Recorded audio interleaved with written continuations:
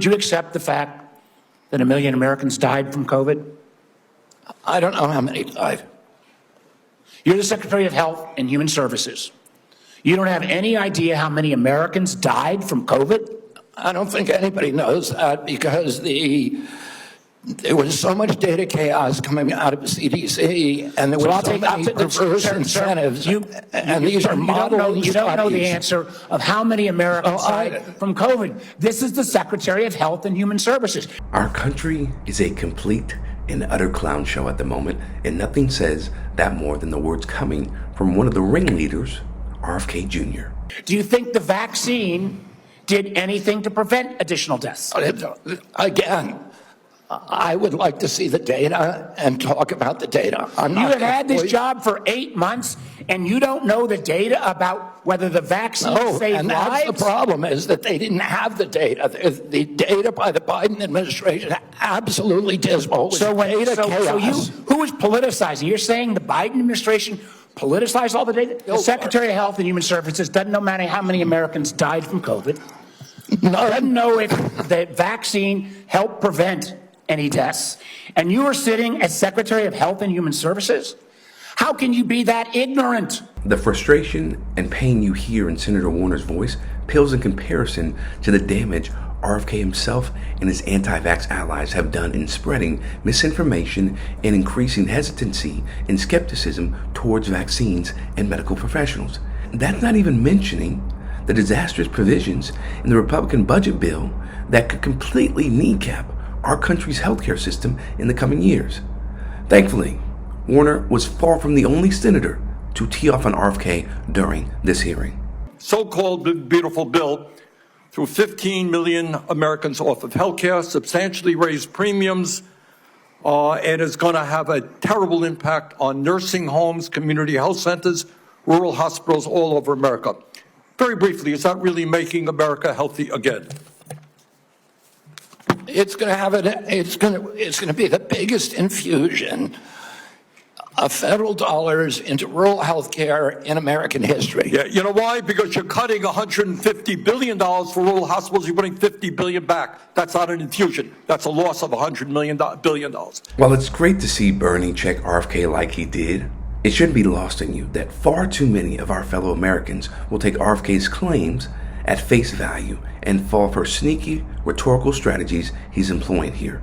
And the reason why Trump, RFK, and other Republicans can get away with lying to their voter base so easily is because they know just how gullible they are. They know how ignorant they are, and they also know how much fear they have when it comes to others. And so if you put all that together, that is a wonderful combination to suck your voters into believing something that is not true and that is going to hurt them at the end of the day. President Trump, who I don't usually agree with, called COVID vaccines, quote, one of the greatest miracles in the history of modern-day medicine that saved tens of millions of lives worldwide. Scientific community agrees with Trump. Lancet study found that it prevented almost 20 million deaths during their first year of use. Secretary Kennedy, are President Trump and the medical community right, or do you still believe that the COVID vaccine was, quote, the deadliest vaccine ever made? No, first of all, I didn't say that. I said that in terms of affairs reports a while ago. I said today, I think that President Trump should get the Nobel Prize. So who's right? Is Trump and the medical community right, or are you right? President Trump did an extraordinary piece of leadership. Is he right or wrong? Did COVID save millions of lives? As I said, he got Americans back to work. At that time, that particular vaccine was perfectly matched to the virus that was circulating then. And I have no idea how many lives it saved, but it saved quite a few. You know, what I find a little bit weird in this discussion, I'm hearing it over and over again this morning, Mr. Chairman, is we've got the entire medical community on one side. You got the AMA representing hundreds of thousands of doctors, the American Academy of Pediatrics, the American Public Health Association.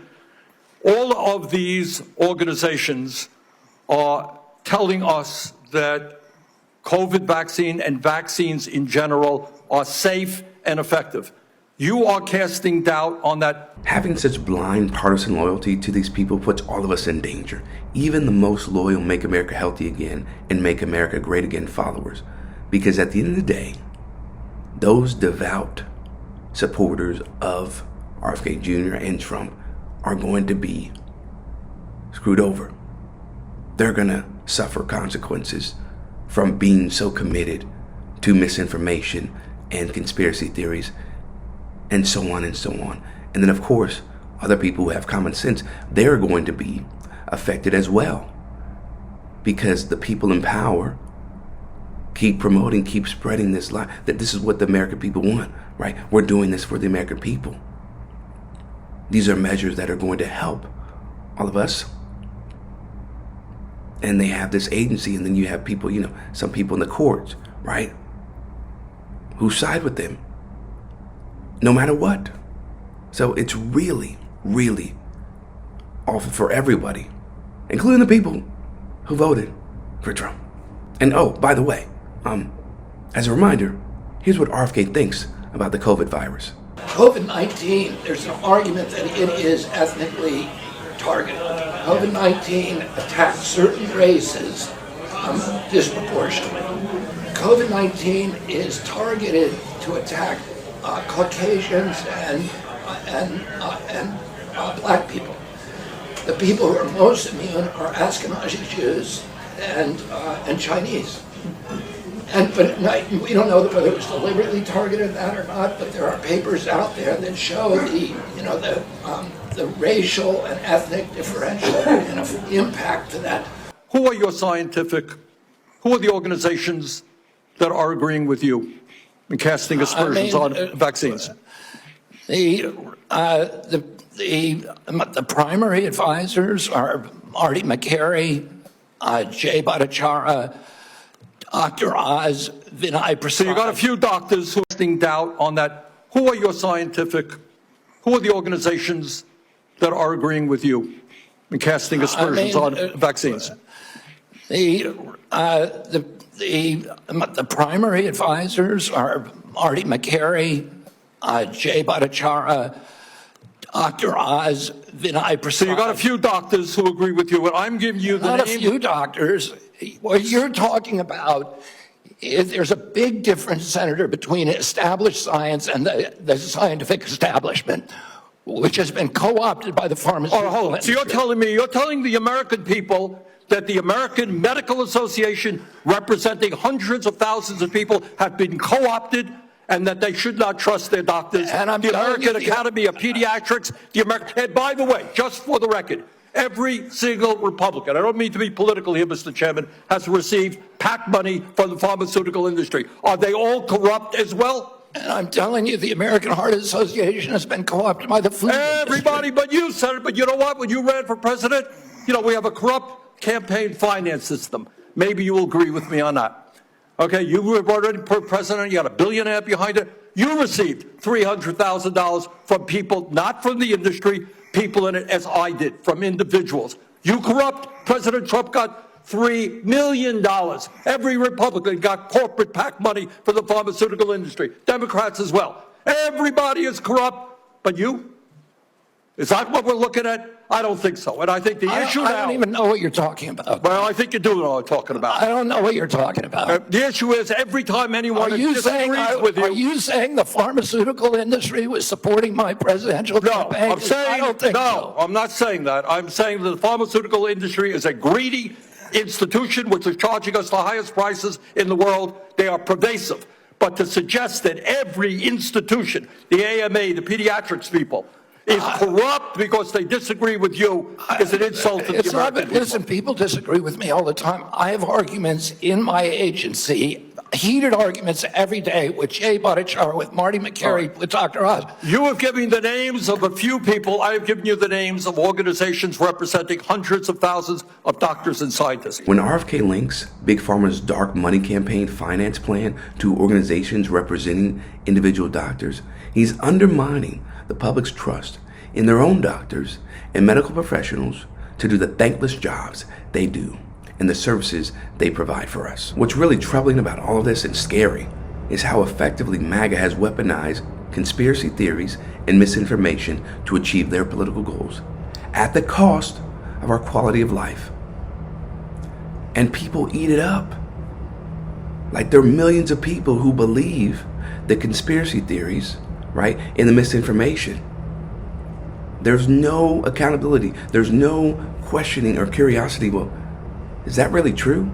Maybe I should do my own research to see if that actually lines up with the truth. Instead, you have all these people who will do and believe whatever Trump wants, okay? They will bow down to him. It is a nasty cult. We are in an authoritarian regime. And people use individuals' ignorance, right, and their hate for other people to achieve their goals, which is going to hurt their followers, and then so many other people, specifically marginalized communities. For Rebel HQ, I'm Chris Williamson. We'll see you next time.